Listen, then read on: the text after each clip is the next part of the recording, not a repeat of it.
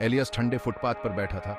लोग भागते दौड़ते जा रहे थे। वो एक परछाई था, अनदेखा, भुला दिया गया। शहर का शोर धुंधला सा लग रहा था। एलियास उनमें खोया हुआ महसूस कर रहा था। घर कहाँ था? उसने अपनी आंखें बंद कर लीं, याद कर रहा था वो गर्म दिन।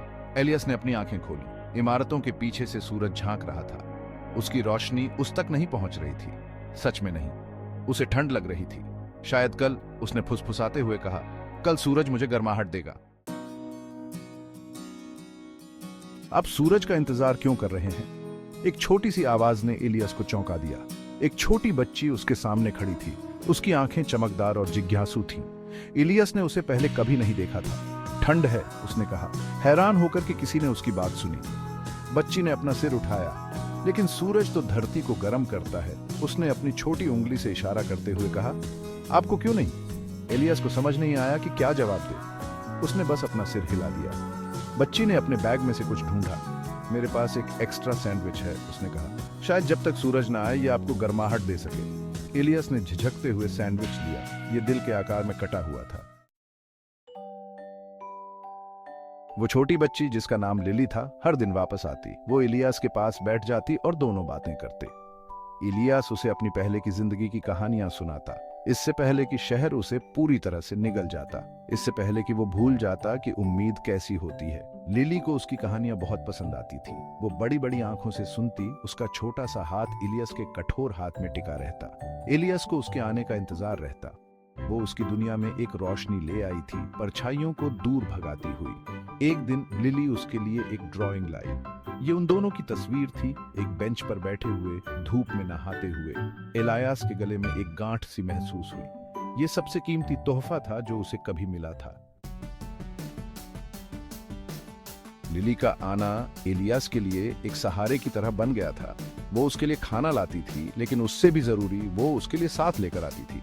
वो कहानियां बांटते, हंसी बांटते और कभी कभी खामोशी भी। एलियास को उसकी जिंदगी के बारे में पता चला, बेकर बनने के उसके सपनों के बारे में। उसने उसे सिखाया कि बॉटल कैप्स और गत्ते के एक पुराने टुकड़े से चेकर्स कैसे खेलते हैं।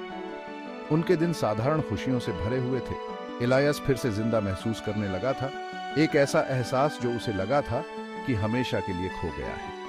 एक धूप वाली दोपहर लिली उसके पास आई। उसकी आंखों में आंसू थे। एलियास का दिल डूब गया। क्या हुआ बच्ची? उसने पूछा। उसकी आवाज चिंता से भरी हुई थी। लिली ने सांस ली। मुझे दूर जाना होगा, उसने कहा। उसकी आवाज मुश्किल से एक फुसफुसाहट थी। एलियास के सीने में दर्द हुआ। वो जानता था कि यह दिन आ सकता है। उसने खुद को तैयार करने की कोशिश की थी, लेकिन कुछ भी इस सदमे को कम नहीं कर सका। उसने लिली को देखा। उसकी चमकदार आंखें अब उदासी से भरी हुई थीं। उसने मुस्कुराने की कोशिश की। दुनिया बहुत बड़ी है लिली, उसने कहा। तुम्हें जाना होगा और अपनी धूप खुद ढूंढनी होगी। लिली ने उसे देखा, उलझन में। लेकिन आपका क्या होगा? सूरज ढलने पर आपको कौन गर्माहट देगा? एलियास ने उसके गाल पर हाथ रखा। तुमने पहले ही दे दी है बच्ची, तुमने पहले ही दे दी है। वो चुपचाप बैठे रहे, सूरज को इमारतों के पीछे डूबते हुए देख रहे थे।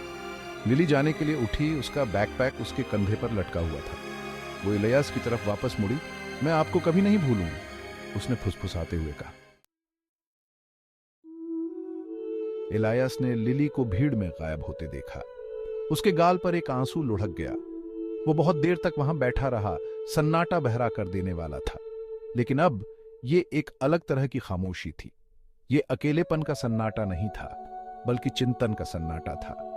लिली उसकी जिंदगी में धूप की किरण की तरह आई थी, उसे अंदर से गर्म करती हुई। उसने उसे दिखाया था कि अंधेरी से अंधेरी जगह में भी उम्मीद खिल सकती है। एलियास ने आसमान की तरफ देखा, जो अब सितारों से जगमगा रहा था। उसे यकीन नहीं था कि कल क्या होगा, लेकिन बहुत दिनों बाद पहली बार एलियास ने अपने भीतर एक गर्माहट महसूस की। ये उम्मीद की गर्माहट थी जिसे एक छोटी बच्ची के प्यार और दया ने फिर से जगाया था। और वो जानता था, एक ऐसे यकीन के साथ जिसने उसे भी हैरान कर दिया, कि वो ठीक हो जाएगा।